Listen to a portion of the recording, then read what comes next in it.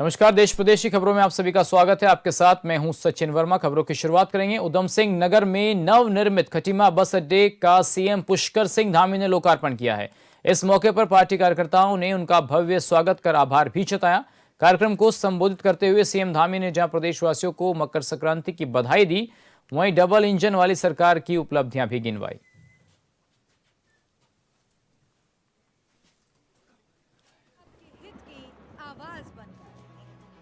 HNN news, जुनून सच दिखाने का। आज ऐसे शुभ दिन जब भगवान सूर्य नारायण उत्तरायण में आ रहे हैं और उसी दिन हमारा आज ये बस अड्डे का लोकार्पण भी हो रहा है। मैं मकर संक्रांति की, लोहड़ी की और हमारी लोक संस्कृति के प्रतीक घुघुतिया उत्तरायणी पर्व की भी आप सबको हार्दिक बधाई देता हूँ, हार्दिक शुभकामनाएं देता हूँ। और सच में ये दिन आज बहुत विशेष है कि आज के इस पावन अवसर पर आप सभी के सानिध्य में 11 करोड़ रुपए की धनराशि से बना हुआ ये हाईटेक बस स्टैंड आज आप सबके साथ में मुझे इसका शुभारंभ करने का सौभाग्य प्राप्त हो रहा है। और यह अवसर मेरे लिए बहुत विशेष महत्व रखता है। वैसे तो बहुत सारी योजनाएं खटीमा में बनी हैं, बहुत सारी योजनाओं के लोकार्पण हुए हैं। योजनाएं केवल शुरू ही नहीं हुई हैं, जो योजनाएं बनी हैं या शुरू हुई हैं उन सभी योजनाओं को पूरा किया गया है। जिनका शिलान्यास हुआ है उन सभी योजनाओं का लोकार्पण भी हुआ है। और ये मैंने कहा कि ये मेरे लिए विशेष महत्व रखता है, वो इसलिए कि मैं जब पहली बार खटीमा से विधायक के रूप में आप सब लोगों ने मुझे काम करने का अवसर दिया, तब से मेरे मन में एक संकल्प था कि खटीमा में एक अच्छा बस अड्डा होना चाहिए, बस स्टैंड होना चाहिए, लोगों को आने जाने के लिए एक अच्छी सुविधा होनी चाहिए।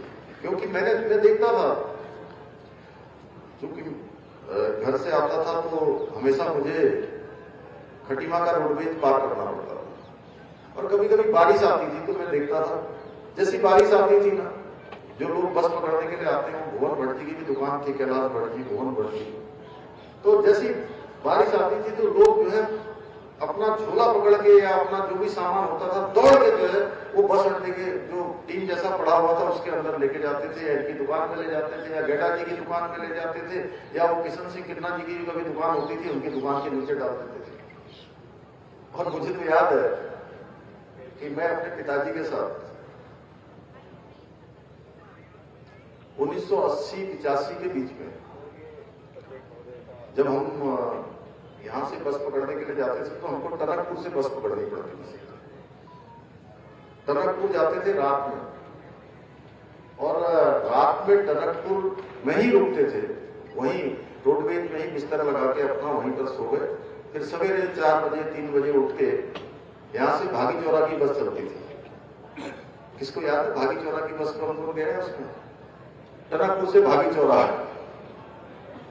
जो शाम को 4-5 बजे 5 बजे खिरचना पहुंचती थी। मैं खिरचना में उतरता था या बंदरलीमा में उतरता था, और फिर जब वापस लौट के आते थे तो फिर यहां रात हो जाती थी। अब रात हो जाती थी तो घर कैसे जाए? जंगल था बहुत भीतर, कोई साधन नहीं होता था। 8-9 किलोमीटर पैदल तो जा नहीं सकते, रात में सामान भी होता था। फिर वही कभी ये दीवान सिंह कहाँ गए हमारे टिकड़ी वाले, हमारे फिकाल जी, उनकी दुकान के नीचे जो है वहीं पर वो हटा के जो है वहीं बिस्तर लगा के वहां भी सोए थे। मैं सोया था, मुझे याद है बचपन का। तो तब में जब मैंने सोचा कि आप सबके आशीर्वाद से, भगवान की कृपा से मुझे मेरी पार्टी के निर्देश पर मुझे यहाँ से विधानसभा में खड़ा कर दिया, तो मैंने आप लोगों ने मुझे विधानसभा भेजा, तो मेरे मन में था कि खटीमा में एक हाईटेक बस अड्डा होना चाहिए। इस बस स्टैंड की स्थापना के लिए मैंने हर संभव प्रयास किए थे, इसकी घोषणा भी की थी, लेकिन मेरे यहाँ से विधायक रहते हुए इस बस अड्डे का काम, बस स्टैंड का काम पूरा नहीं हो सका। परंतु मेरा सौभाग्य है कि आज मुझे इस उत्तरायणी के शुभ दिन पर राज्य के मुख्य सेवक के रूप में ये बस अड्डा आप सबको समर्पित करने का सौभाग्य प्राप्त हो रहा है।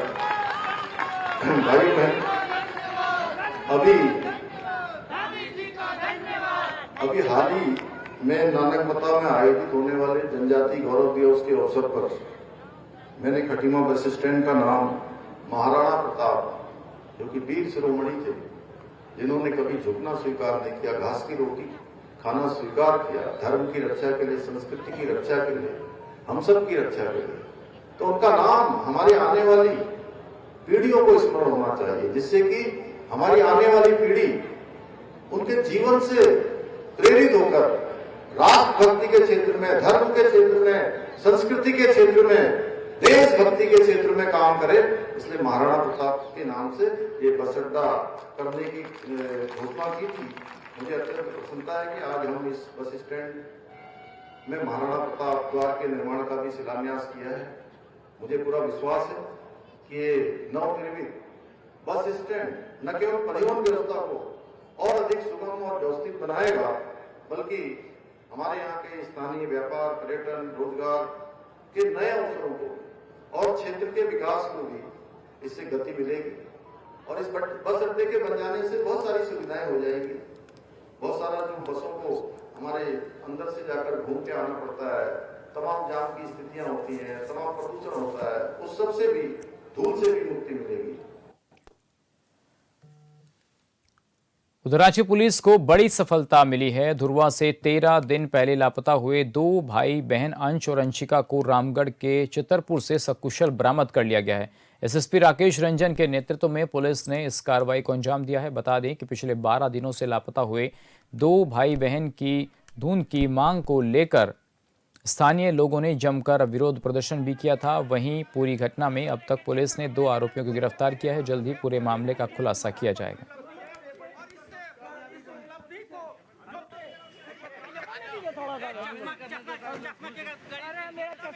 रांची के धुरवा से लापता अंश और अंशिका का पता चल गया है और इस वक्त जो है दोनों बच्चे सुरक्षित है और पुलिस के पास वो मौजूद है।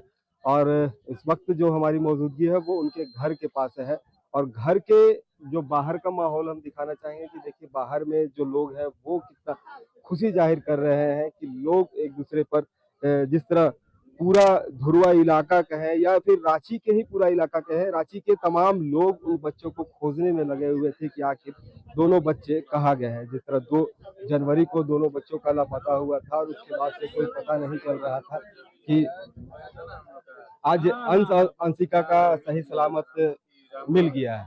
इसके लिए सबसे पहले मैं पूरे मीडिया, जिला प्रशासन सबका आभार व्यक्त करता हूँ। साथ साथ अंशिका बचाओ संघर्ष समिति के सारे संयोजक और साथ साथ इस आंदोलन में जिन लोगों ने भी सहयोग किया सबका आभार धन्यवाद करते हैं। आज बहुत खुशी की बात है कि आज खरवास खत्म हुआ और खरवास इसी खत्म हुआ है शुभ मकर संक्रांति की शुभ घड़ी में एक माँ को अपने बच्चे प्राप्त हुए हैं। इसके लिए मैं पूरे मीडिया के साथ साथ पूरे हमारे मोसीबाड़ी में जो लोग कष्ट हैं, बहुत लोगों को पुलिस उठा कर लेकर डिटेन की, कुछ लोगों को बहुत कष्ट हुआ, लेकिन मैं उन लोगों का भी आभार व्यक्त करता हूँ। और प्लस दुख हुआ लेकिन आज बच्चे मिल गए हैं, ये खुशी सबसे बहुत खुशी की बात है, बहुत खुशी की बात। आप समझिए कि हम लोग 2 तारीख से मतलब कोई काम नहीं कर रहे थे, हम लोग सिर्फ यही काम था, रोज रणनीति बनाते थे और कैसे कैसे बच्चे को लाने के लिए और कैसे जिला प्रशासन पे दबाव डाला जाए।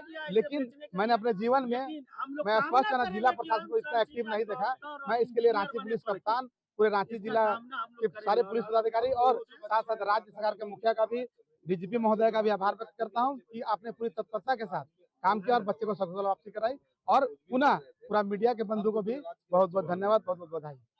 आज सभी के जो मेहनत था वो मेहनत रंग लाया है और मेहनत का ये नतीजा है कि बच्चे सही सलामत मिल गए। बिल्कुल सर, आज जो है ना इतना खुशी है कि क्या कहें आप लोगों को। आज होली, दिवाली, रंग अबीर सब उड़ेगा सर। अब मकर संक्रांति हम लोग खुल के मनाएंगे। आप देख सकते हैं कि सबके खुशी, चेहरा खुशहाली है। ये जीत जो है मलार को 4 जगन्नाथपुर मौसीबाड़ी का ही नहीं, ये पूरे जो है झारखंड वासी और यूपी बिहार का और पूरे इंडिया का जीत है सर। आप देख सकते हैं और जितने भी आगे जो कह लीजिए किडनैपर और बच्चा चोर जो है वो आज के जिस रिजल्ट से वो लोग का रूह कांप जाएगा और वो लोग ऐसा कदम नहीं उठाएगा कभी।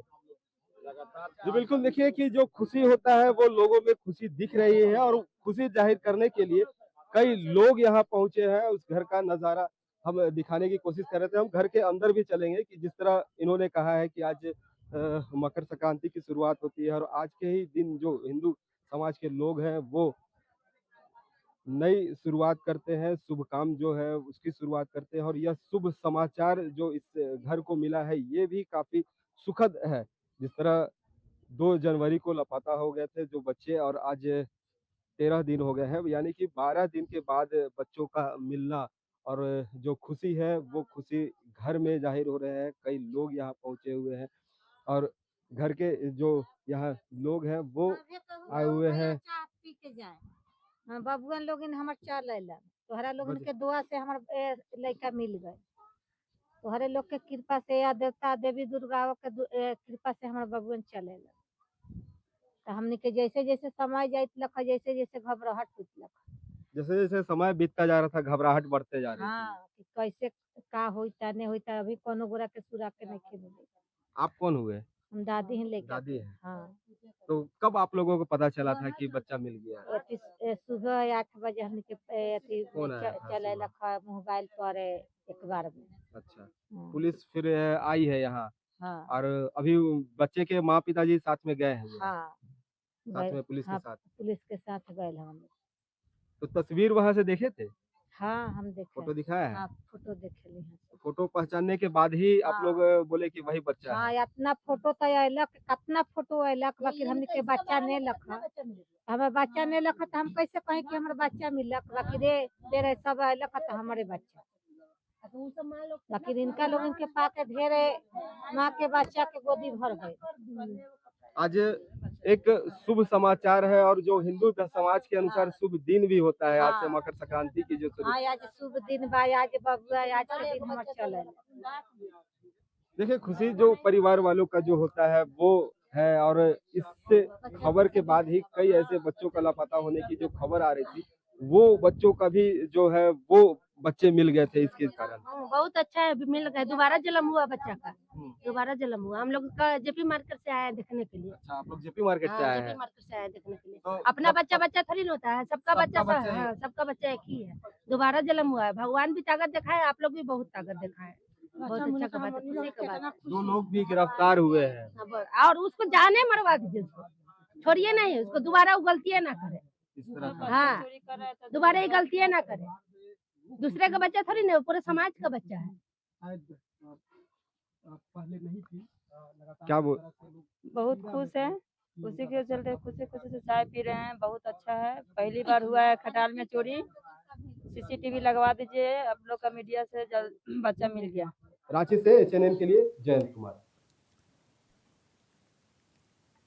उधर गिरिडीह जिले के पनियाय गांव में उस वक्त सनसनी फैल गई जब सूरजमुनि मरांडी का शव संदिग्ध परिस्थितियों में मिला। सास ने जहर खाने से मौत की बात कही है जबकि परिजनों ने हत्या का आरोप लगाते हुए ससुराल पक्ष को जिम्मेदार ठहराया। मृतका के पिता अरुण मरांडी ने गले पर निशान होने की बात कहते हुए कड़ी कार्रवाई की मांग की है।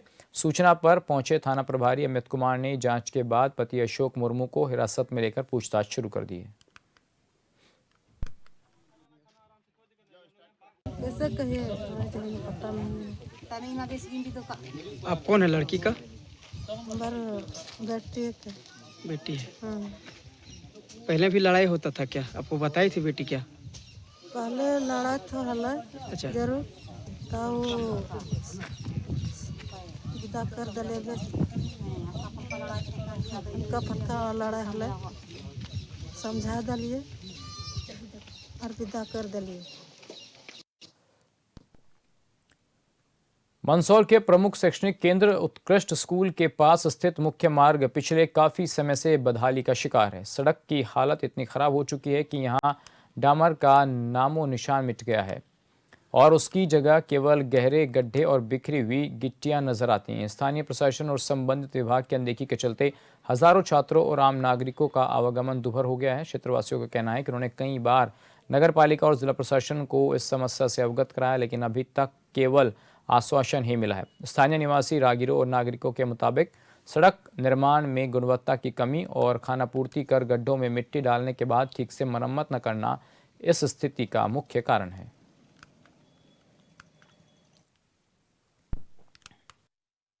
इस रोड की हालत बहुत ज़्यादा खराब हो रही है। यहाँ पर ये पानी के टैंकर भी भराते हैं, तो इन पानी के टैंकर की वजह से रोड कट जाता है डंपर वाला हर बार। तो अगर यहाँ सीमेंट कंक्रीट वाला रोड बन जाए तो उससे थोड़ा ये है कि बार बार टूटे नहीं का। और रोड में किस प्रकार से गड्ढे हो रहे हैं? बहुत सारे गड्ढे हो रहे हैं। गड्ढे तो इतने हो रहे हैं कि समझ लो एक एक कदम सोच के रखना पड़ता है कि अगला कदम कहाँ रखे। गिर के यहाँ से निकलना पड़ रहा है। आने जाने का साधन ये शॉर्टकट है, तो आने जाने के लिए इधर का उपयोग करना पड़ता है, क्योंकि ट्रैफिक उधर बहुत ज्यादा है। सामान लेके आ रहे हैं हम, जैसे तेल के डब्बा है, ये है, कभी तो गिर पड़ते हैं तो नुकसान भी होता रहता है।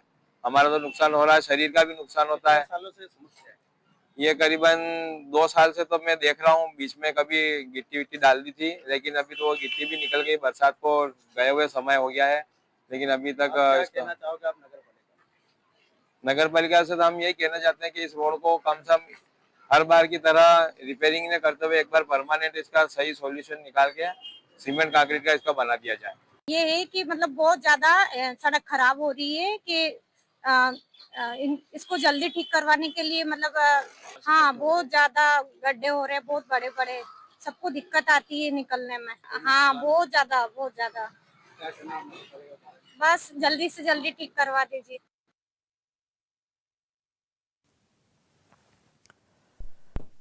मंदसौर में पारिवारिक तनाव के चलते पत्नी और बुआ को आग लगाने वाला आरोपी को पुलिस ने गिरफ्तार कर लिया है। इस दौरान पुलिस ने आरोपी को पकड़कर शहर में जुलूस निकाला। पूछताछ के बाद आरोपी ने अपना जुर्म कबूल किया है। बता दें कि 3 दिन पहले आरोपी ने घरेलू विवाद के चलते वारदात को अंजाम दिया था।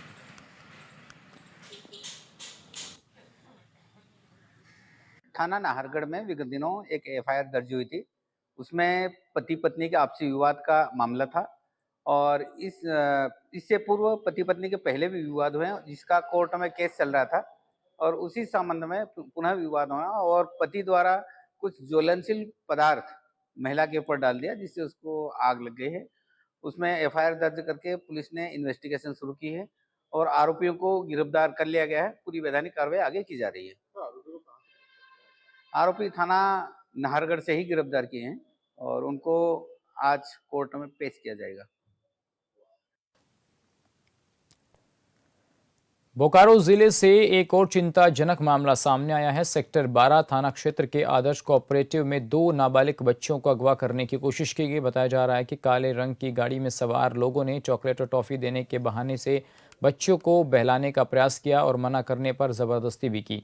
हालांकि बच्चों की सूझबूझ और साहस के कारण वे सुरक्षित बच निकली। घटना की सूचना पर मौके पर पहुंचे इंस्पेक्टर श्यामल मंडल ने बताया कि CCTV फुटेज की जांच की जा रही है और स्थानीय लोगों से पूछताछ की जा रही है। हमारे पोती का 3/1/2026 को घटना घटी थी। प्लॉट नंबर 90B के बगल में कार लगी हुई थी। मेरी पोती कोचिंग से जा रही थी ट्यूशन पढ़ के, तो वहां पर कार वाला उसका हाथ पकड़ के खींचने लगा कि चलो बेटी आओ, टॉफी लो, ये करो वो करो। तो ये बोली कि नहीं अंकल हम चल जाएंगे, बगल में घर है। इसके बाद वो हाथ पकड़ के खींचने लगा तो ये दांत से उसका हाथ पकड़ ली। जब हाथ पकड़ ली तो वो थोड़ा सा ऐसे हुआ तो वहां हाथ छोड़ा के भाग गई। फिर दूसरी घटना हो गई ना, बिफोर पहले हुआ था जी, हो गया 3 जनवरी को हुआ था। हाँ 10 जनवरी को। दहशत तो थोड़ा सा टेंशन तो है ही है कि भाई कभी भी कुछ हो सकता है। तो जैसा कि बता रही है कि एक थार वाला एक था, हमको चॉकलेट ऑफर किया तो ये बोले कि हम चॉकलेट नहीं लेंगे। उसके बाद बोला कि चलो मॉल में ले चलते हैं, वहाँ तुमको अच्छा चॉकलेट और ये देंगे। तो उसके बाद इसको गाली भी दी है, वो भी गाली दिया। तो अंत में ये हाथ से अपना उसको खरोच मार दिया, तो छोड़ दिया तो इस भाग गए।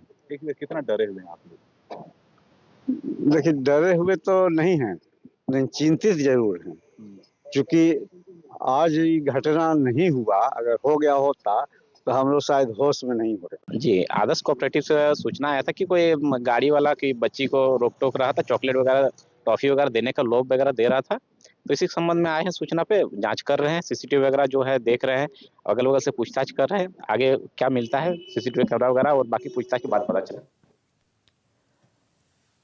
उधर ज्योतिर्मठ के बड़ा गांव में ग्राम प्रधान बीना देवी की अध्यक्षता में अहम बैठक हुई, जिसमें सर्वसम्मति से शराब समेत मादक पदार्थों पर पूर्ण प्रतिबंध लगाने का फैसला लिया गया। सार्वजनिक समारोह, मांगलिक कार्यों में शराब परोसने पर रोक लगाई गई। पंचायत भवन में ग्रामीणों और मातृशक्ति ने ज्योतिर्मठ पुलिस की उपस्थिति में शराबबंदी की शपथ ली। इस दौरान गाँव में नशा उन्मूलन जागरूकता रैली निकाली गई। साथ ही नियम तोड़ने पर नियमानुसार सामाजिक बहिष्कार और 25,000 रुपये का जुर्माना लगाने का फैसला लिया गया।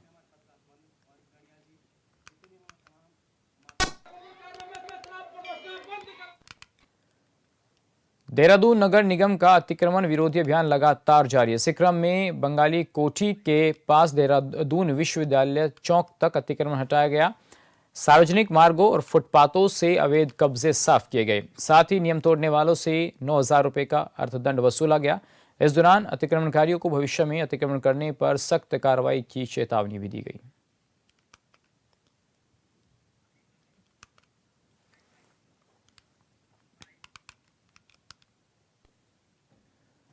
चंपावत के समग्र विकास और ग्रामीण क्षेत्रों की समस्याओं के त्वरित समाधान के उद्देश्य से जिलाधिकारी मनीष कुमार ने राजस्व ग्राम हेलागोट में रात्रि चौपाल का आयोजन किया। इस दौरान उन्होंने ग्रामीणों की समस्याएं सुनी और मौके पर ही संबंधित अधिकारियों को आवश्यक कार्रवाई के निर्देश दिए। रात्रि चौपाल के दौरान ग्रामीणों ने गांव में गौशाला, शौचालय, आंगनबाड़ी केंद्र, सड़क, बिजली और प्रकाश व्यवस्था से संबंधित समस्याओं से जिलाधिकारी को अवगत कराया।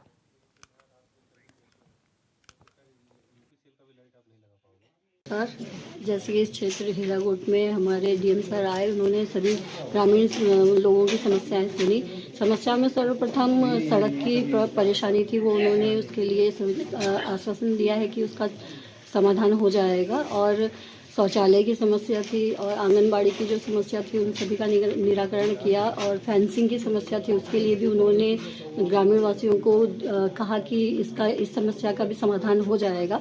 इस प्रकार से सभी लोगों की जो उनकी निजी जीवन की भी जो समस्याएं थी, जैसे आधार कार्ड हो गया और राशन कार्ड, इन सारी समस्याओं को भी उन्होंने सुना और आगे आने वाली सभी समस्याओं के बारे में भी उन्होंने जानकारी ली और उनका निराकरण किया। और सभी ग्रामीण वासियों को आश्वासन दिया कि उनके ग्राम का विकास होगा। तो इसी तरह से उनकी जो दया दृष्टि वो गांव पे सदा बनी रहे और इस तरह से उनका हल भी वो देते रहे, यही आश्वासन करते हैं। धन्यवाद। और चलिए फिलहाल देश प्रदेश की खबरों में मेरे साथ बस इतना ही। बाकी अहम खबरों के लिए आप बने रहिए HNN न्यूज़ के साथ। नमस्कार।